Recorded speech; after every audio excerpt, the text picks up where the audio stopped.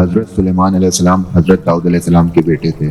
آپ کی پیدائش فلسطین کے شہر یروشلم میں ہوئی۔ آپ اللہ تعالیٰ کے پیارے نبی تھے اور آپ کو اللہ تعالیٰ نے مختلف معجزات سے نوازا تھا جو کسی اور نبی کو نہیں ملے تھے، کیونکہ خود سلیمان علیہ السلام نے دعا کی تھی کہ یا اللہ مجھے ایسی بادشاہت عطا فرما جو میرے سے پہلے یا میرے بعد کسی کو نہ ملے۔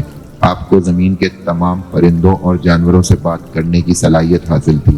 اللہ تعالیٰ نے آپ کو جنات اور ہوا پر بھی حکم دینے کا اختیار دیا تھا۔ سلیمان علیہ السلام کو اللہ تعالیٰ نے لوہے کی ڈھلائی کے علاوہ تانبے کی ڈھلائی کا ہنر بھی سکھایا۔ آپ کے لیے تانبے کا چشمہ بہتا تھا، آپ جو چاہتے اس سے بنا لیتے تھے۔ آپ گھوڑوں کو بہت پسند فرماتے تھے اور آپ کے پاس 20,000 سے زائد گھوڑے تھے۔ اللہ تعالیٰ نے آپ کو فیصلہ کرنے کی زبردست صلاحیت عطا فرمائی تھی۔ ہوا یہ کہ 2 آدمی ایک کھیت کے بارے میں فیصلہ کرنے کے لیے حضرت داؤد علیہ السلام کے پاس گئے۔ کھیت کے مالک سے شکایت کی کہ دوسرے آدمی کی بکریاں اس کے انگور کے باغ میں داخل ہوئیں اور اس کی غیر موجودگی میں سارے انگور کھا گئیں۔ داؤد علیہ السلام نے فیصلہ دیا کہ بکریوں کا ریوڑ باغ کے مالک کو بطور معاوضہ دیا جائے۔ سلیمان علیہ السلام نے اس معاملے میں بہتر فیصلہ کرنے کی اجازت چاہی تو آپ کو اجازت مل گئی اور آپ نے کہا کہ بکریاں باغ کے مالک کو دے دی جائیں تاکہ وہ ان کے دودھ سے فائدہ اٹھا سکے، اور باغ بکریوں کے مالک کو دیا جائے اور اسے باغ کی کھیتی کرنی ہوگی جب تک وہ اس کی سابقہ حالت کو بحال نہ کر دے، اور پھر باغ اور بکریاں ان کے مالکوں کو واپس کر دی جائیں۔ حضرت سلیمان علیہ السلام کا ایک واقعہ ملکہ بلقیس کے ساتھ پیش آیا۔ ایک دن آپ نے پرندوں کی دیکھ بھال کی اور فرمایا ہدہد نظر نہیں آ رہا، کیا وہ واقعی غیر حاضر ہے؟ یقیناً میں اسے سخت سزا دوں گا، یا اسے ذبح کر ڈالوں گا، یا وہ میرے سامنے کوئی معقول وجہ بیان کرے۔ کچھ زیادہ دیر نہ گزری تھی تو اس نے آ کر کہا میں ایک ایسی خبر لایا ہوں کہ آپ کو اس کی خبر ہی نہیں، اور میں سبا کی ایک سچی خبر آپ کے پاس لایا ہوں۔ میں نے دیکھا ہے کہ ان کی بادشاہ ایک عورت ہے جسے ہر قسم کی چیز سے کچھ نہ کچھ دیا گیا ہے، اور اس کا تخت بھی بڑا عظیم ہے۔ میں اسے اور اس کی قوم کو اللہ تعالیٰ کو چھوڑ کے سورج کو سجدہ کرتے ہوئے پایا ہے۔ شیطان نے انہیں سیدھے راستے سے ہٹا دیا ہے، بس اب وہ ہدایت پہ نہیں آتے کہ اسی اللہ کو سجدہ کریں جو آسمانوں اور زمین کی پوشیدہ چیزوں کو باہر نکالتا ہے، اور جو کچھ تم چھپاتے اور ظاہر کرتے ہو وہ سب کچھ جانتا ہے۔ ہدہد نے اللہ تعالیٰ کی یہ صفت اس لیے بیان کی کہ یہ اپنی حس کے ذریعے سے زمین میں پانی والے حصے کا پتہ چلا لیتا ہے۔ سلیمان علیہ السلام کو بھی یہی ہدہد بتایا کرتا تھا کہ پانی کہاں ہے، پھر آپ جنات کے ذریعے سے پانی نکلوایا کرتے تھے۔ یہ اطلاع سن کر سلیمان علیہ السلام حیران ہوئے۔ آپ نے ہدہد سے کہا ہم ابھی تمہاری بات کی تصدیق کر لیتے ہیں۔ آپ نے ایک خط لکھ کر اسے دیا۔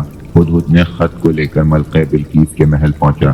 خط اس کے سامنے گرا کر خود دیوار پہ جا بیٹھا۔ خط دیکھ کر ملکہ بلقیس نے کہا بادشاہ جب کسی بستی میں گھستے ہیں تو اسے اجاڑ دیتے ہیں اور وہاں کے باعزت لوگوں کو ذلیل کر دیتے ہیں، اور یہ لوگ بھی ایسا ہی کریں گے۔ میں انہیں ایک ہدیہ بھیجنے والی ہوں، پھر دیکھ لوں گی کہ قاصد کیا جواب لے کر لوٹتے ہیں۔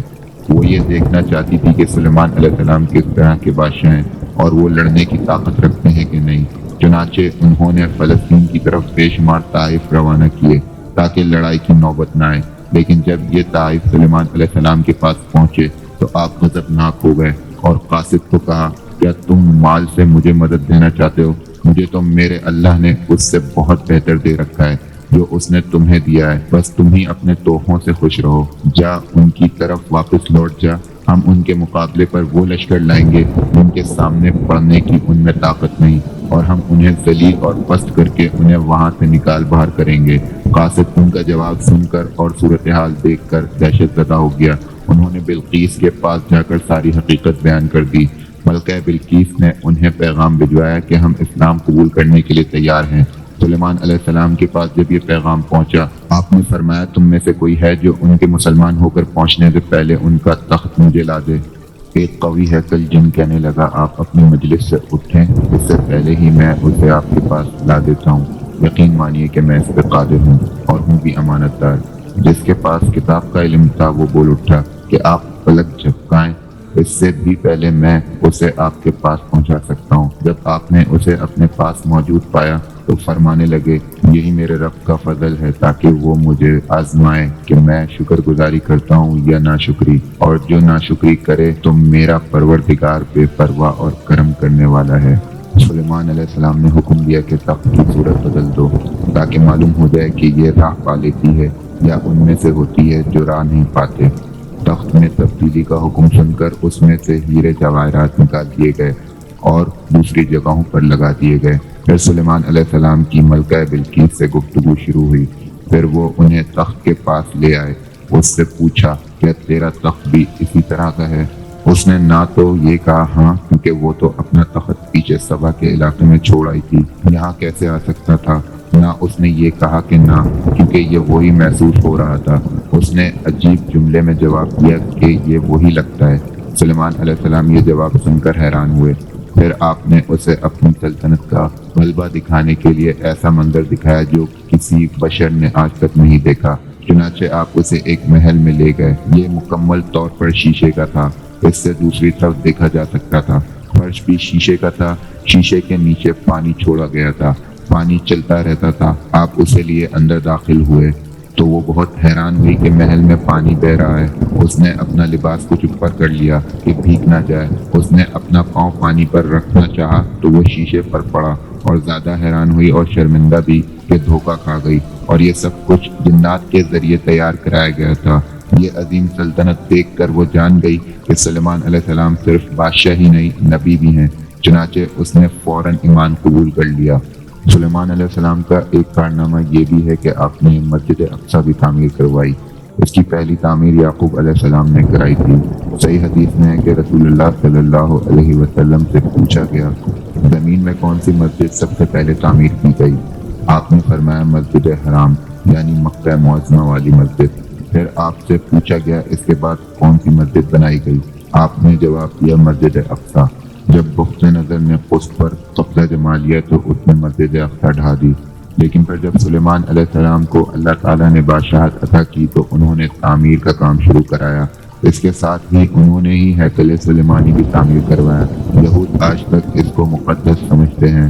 یہ مسجد اقصیٰ کے بالکل قریب ہے۔ مسجد اقصیٰ کی فضیلت میں بہت سی روایت ملتی ہیں، جیسا کہ رسول اللہ صلی اللہ علیہ وسلم کا ارشاد ہے، مسجد حرم میں ایک نماز کا ثواب 1,00,000 نمازوں کے برابر ہے، اور مسجد نبوی میں ایک نماز کا ثواب 1,000 نمازوں کے برابر ہے، اور مسجد اقصیٰ میں 500 نمازوں کے برابر ثواب ملتا ہے۔ اللہ تعالیٰ نے سلیمان علیہ السلام کو اس قدر طاقت اور قدرت عطا فرمائی تھی، لیکن اس کے باوجود آپ بشر تھے اور موت ہر بشر کو پہنچ کر رہتی ہے۔ انسان جس قدر بھی قدرت حاصل کر لے، جتنا بھی غلبہ پا لے، جتنی بھی عظمت حاصل کر لے، چنانچہ اللہ تعالیٰ نے چاہا کہ سلیمان علیہ السلام کی موت سے لوگوں کو عبرت ہو اور نشانیاں ظاہر ہوں، کیونکہ اس دور میں لوگ جنات کے فتنے میں مبتلا تھے۔ یہ خیال کرتے تھے کہ جنات کو غیب کا علم ہے۔ اللہ تعالیٰ نے چاہا کہ لوگوں کو سلیمان علیہ السلام کی موت کے ذریعے بتائیں کہ جنات کو علم غیب نہیں ہے۔ ایک دن سلیمان علیہ السلام نے جنات کو سختی کے ساتھ مسخر کیا اور وہ آپ کے سامنے کام کرنے لگے۔ آپ ان کی نگرانی کرتے رہتے۔ جنات کے دلوں میں آپ کا بہت خوف تھا۔ آپ انہیں سستی کرنے پر بہت سخت سزا دیتے تھے۔ آپ کھڑے ان کی نگرانی کر رہے تھے کہ اس وقت آپ کی عمر 150 سال تھی۔ جنات بیت المقدس کی تعمیر میں مصروف تھے۔ ایسے میں آپ نے اپنا عصا پکڑا اور اس پہ اپنی ہتھیلیاں ٹکا دیں، پھر ہتھیلیوں پر اپنا سر رکھ دیا۔ اس طرح ان کی نگرانی کرتے رہے۔ اسی حالت میں اللہ تعالیٰ نے آپ کی روح قبض کر لی، تاہم آپ کی آنکھیں کھلی رہیں۔ ادھر جن مسلسل کام کرنے میں لگے رہے۔ وہ یہی خیال کرتے رہے کہ سلیمان علیہ السلام زندہ ہیں اور انہیں دیکھ رہے ہیں۔ آپ کا خلیفہ آیا تو وہ جان گیا کہ آپ انتقال کر گئے، لیکن اس نے بھی جنات پر یہ بات ظاہر نہ کی۔ اس طرح 2 سال گزر گئے۔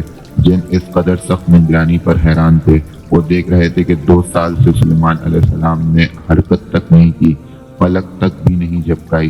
ادھر اللہ تعالیٰ نے دیمک کو سلیمان علیہ السلام کے عصے پر مسلط کر دیا۔ وہ اندر اندر لاٹھی کو کھوکھلا کرتی رہی۔ آخر لاٹھی ٹوٹ گئی۔ سلیمان علیہ السلام زمین پر گر گئے۔ اس وقت جنات کو پتہ چلا کہ انہیں تو فوت ہوئے عرصہ دراز گزر چکا ہے۔ تب انسانوں کو بھی معلوم ہو گیا کہ جنات کو غیب کا علم نہیں ہے، وہ بھی ایک مخلوق ہے۔ اللہ ہم سب کو ایمان کے ساتھ کامل موت نصیب فرمائے، آمین۔ اور اس طرح یہاں یہ قصہ اپنے انجام کو پہنچا۔ میں امید کرتا ہوں کہ آپ کو میری یہ ویڈیو پسند آئی ہوگی اور آپ کو اس سے کچھ نیا سیکھنے اور سننے کو ملا ہوگا۔ اب تک کے لیے اتنا ہی. ویڈیو کو اپنے دوستوں کے ساتھ شیئر کرنا نہ بھولیے گا. اب میں آپ سے انشاءاللہ ملتا ہوں اگلے کسی انٹرسٹنگ ٹاپک کے ساتھ. تب تک کے لیے اپنا بہت خیال رکھیے گا. فی امان اللہ.